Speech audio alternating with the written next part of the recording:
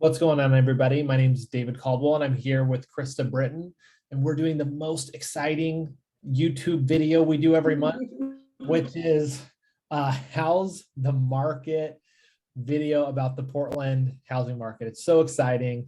We hope you enjoy it. If you have questions, please ask below. Maybe there's a particular zip code or city you live in, but we're just going to be talking about the Portland metro area, what we're seeing happen in the housing market, the report that we got from our MLS, and how it impacts you if you're a would-be home buyer or seller, or maybe you're someone out navigating the market right now, because we're seeing interesting things in the housing market today.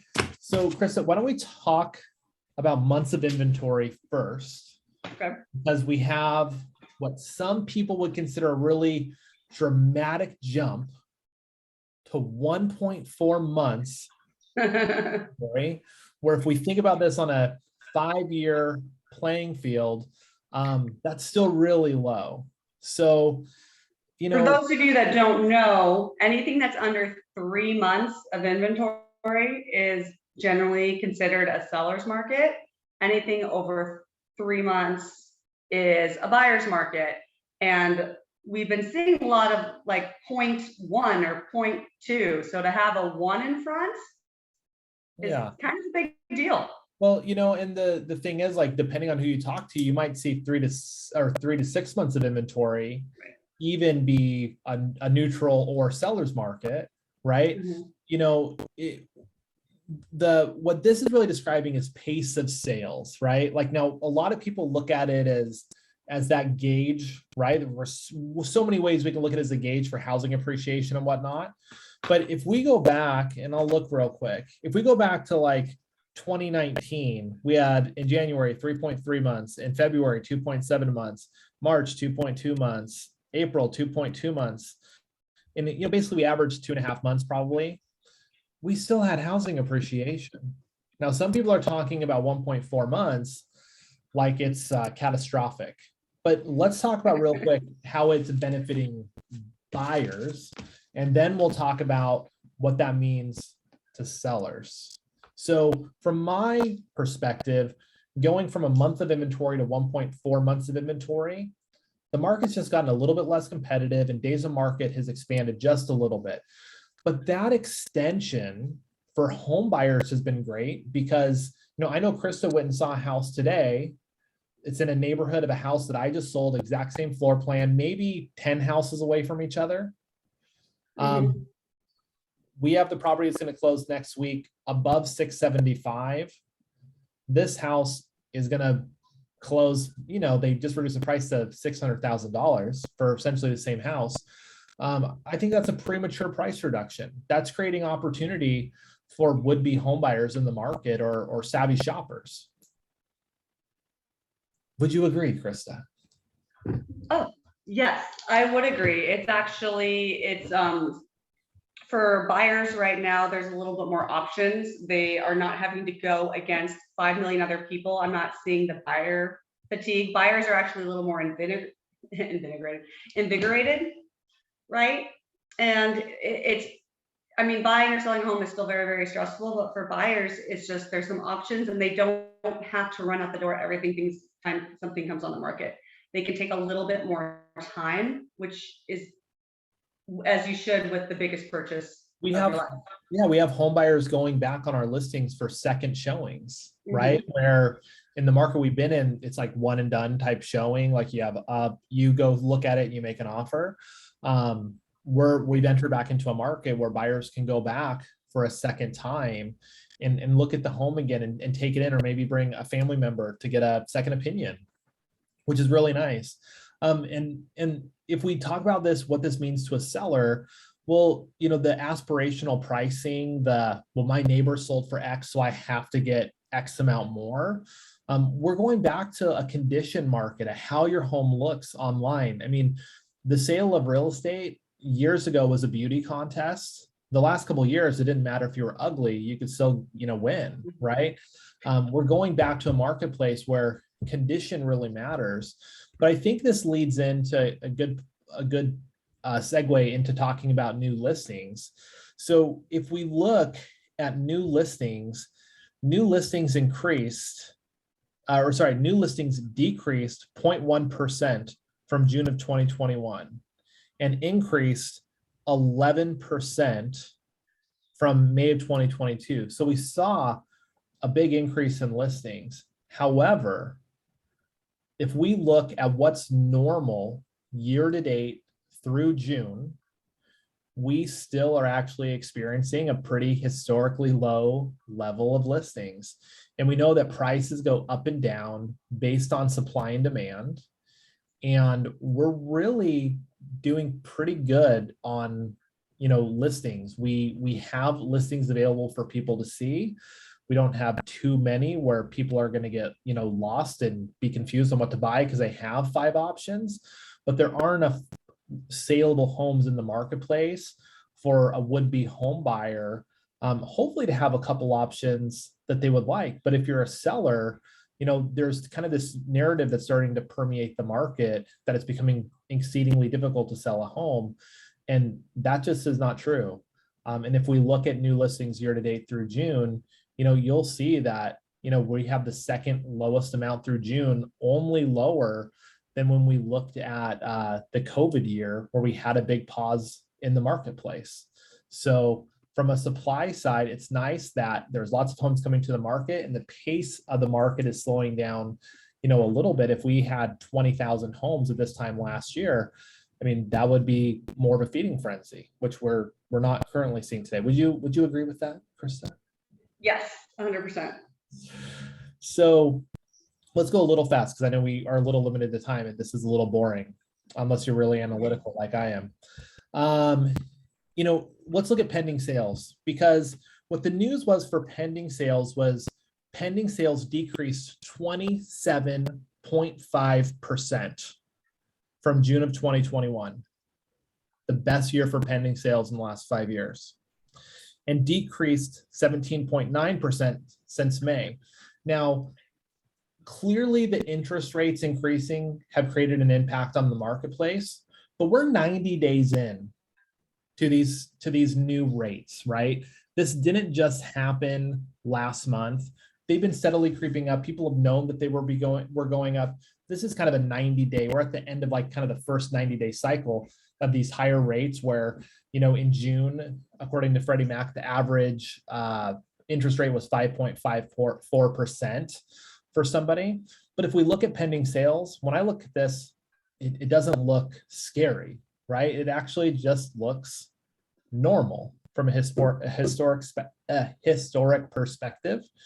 And I know you've had some listings recently, and I've had some listings recently, and it just feels like a normal market where people come back for one or two showings if they like the house. Open houses, you don't have 100 people through, you maybe have a dozen. You get a showing every couple of days, depending on the price point. There aren't 100 people parading to your house, whether they can afford to buy it or not. Would you add anything? No, I mean, you're right. It's very different. And I have to remind myself as a realtor that this is normal, because the last couple of years, you can really get caught up. So have to be careful. And I really like when we do these 5 years. Yeah, and I think this is important to know for maybe the people who are on the market currently that want to reduce their price maybe prematurely. For a long time we've talked about you could have the priority could be to sell your house quickly and for the most money, but sometimes that's not actually obtainable. And a question we'll ask home sellers sometimes is, what's more important to you, price or time? And sometimes to create the quick sale, you have to give up more on price and become really appealing. And sometimes to maximize price, you actually do have to wait. Now, we're not in a marketplace like we were just 6 and 12 months ago, where it didn't matter, you were going to get multiple offers and the price would go up. There are some price points where you just will not be able to obtain multiple offers, no matter how hard you try, unless you really underprice the home. So, those numbers like down 27% and down 18%, they look really scary, but from a historic standpoint, we're still in really, really good shape. If you're a home seller, you need to know that. If we chug along to close listings, hey, closed listings, they look great, right? More than 2020 at this time. That was a COVID year. That was an anomaly. 2018, good appreciation. 2019, moderate to low appreciation. 2020, great appreciation. 2021, great appreciation. And let's just let this lead us into appreciation. Over the last 12 months, we've seen the average sales price increase by 9.9%, up to $618,000 in the Portland metro area. I mean, if I could buy a home and get 10% annually, that'd be amazing. History would tell us we can't, right?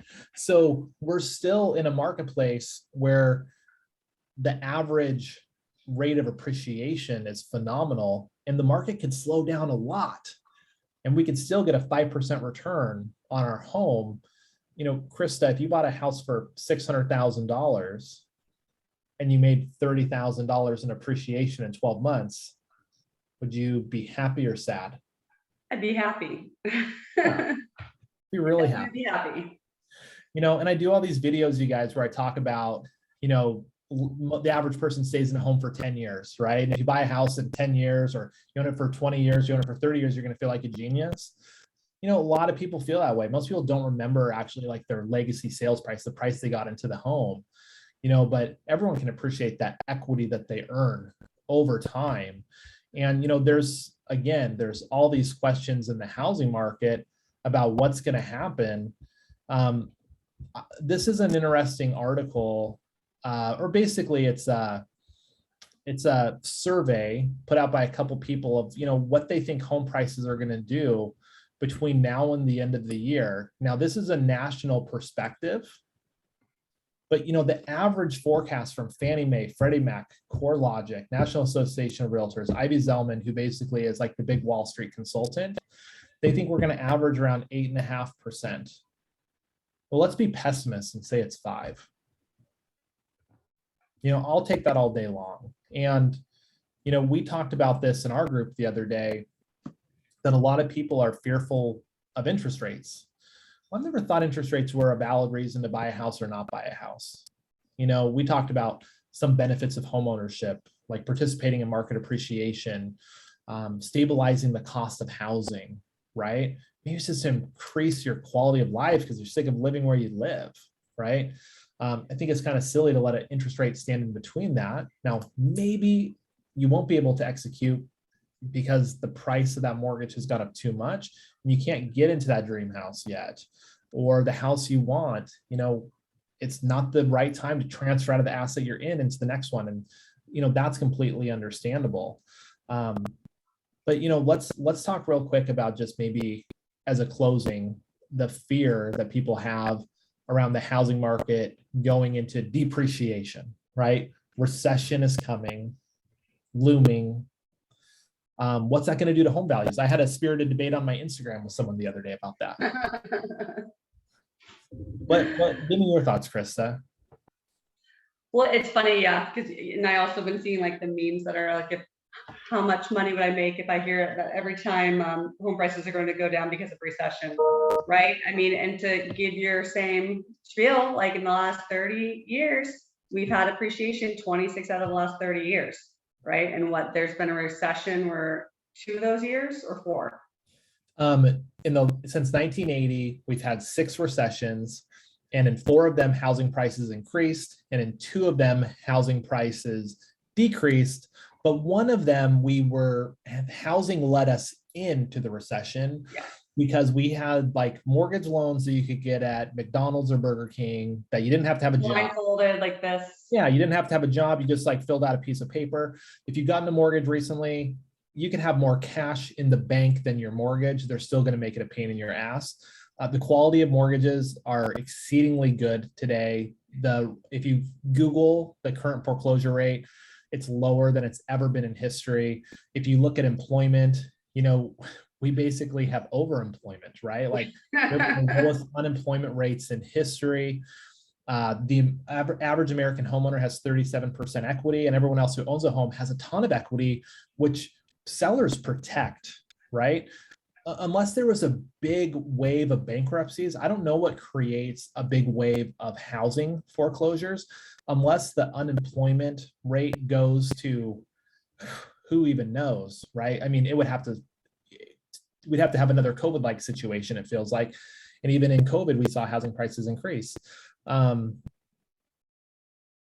History would tell us, the facts of the market would tell us that it's unlikely a recession is going to really have a negative impact on home values. And I would say, like, hey, take the pessimistic viewpoint. Let's say it did and values went down 5%. You're not going to guess the bottom of the market, or you wouldn't be watching this YouTube channel. I wouldn't be doing it if I could guess. But